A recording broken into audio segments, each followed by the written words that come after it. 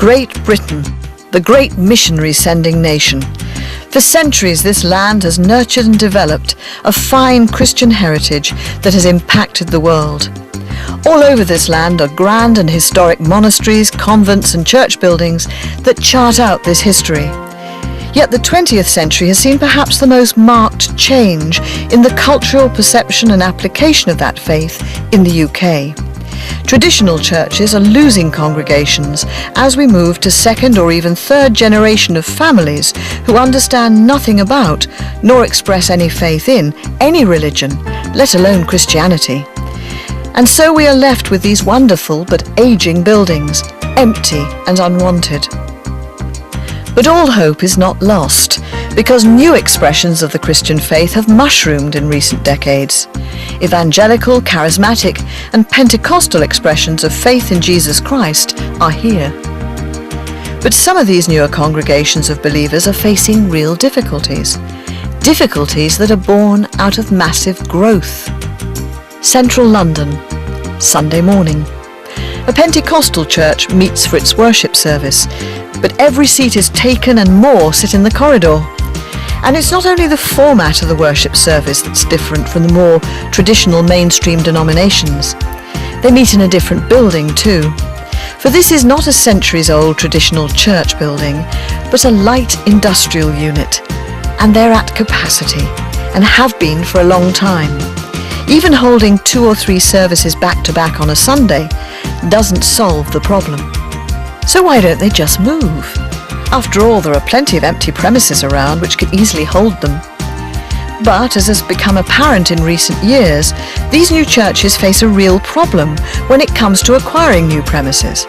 Far from just looking for a place and arranging to lease or buy it, often these churches have to enter long legal battles to obtain the space to grow. And one man, perhaps more than any other, has been so challenged by this issue that he set up a company to focus solely on solving this problem, and he is passionate about it.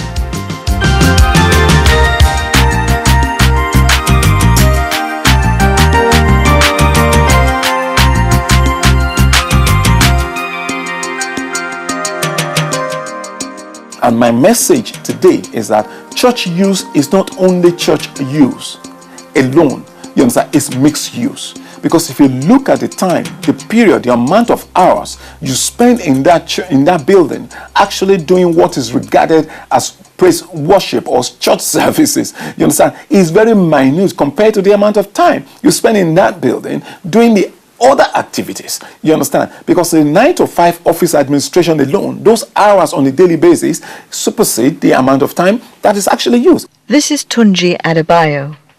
With his wife Joanna and a small staff, they work from this northwest London office, helping churches find, fight for, and then hopefully acquire new buildings for them to move into. And fight they must, because planning policy in this nation is working against the church.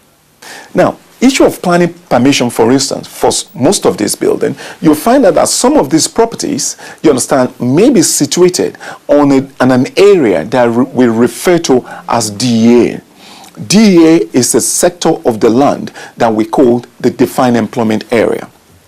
A defined employment area, or designated employment area, is a part of the land in a council district that has been set aside to be used to employ people. Some years ago, each council in the UK was required by law to implement a Unitary Development Plan, or UDP. It is within each borough's UDP that these designated employment areas have been defined. If we didn't have enough land targeted specifically for businesses, then it would be difficult to retain the correct levels of employment, which could lead to a crisis. Designated employment areas are the solution to ensure enough land is kept for employment. The purpose of planning policy is to look at the growing need within the community and address it. That is the reason planning policy department was set up in the first place.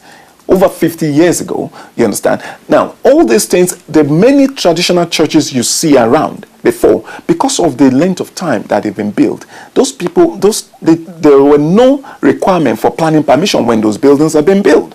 before you build anything, you need to seek planning consent before you build that thing. Even if you're changing a use, you have to seek change of use, you understand, from this local planning department before you carry out the change of use. Now, what we're then saying is that when an application is put into council,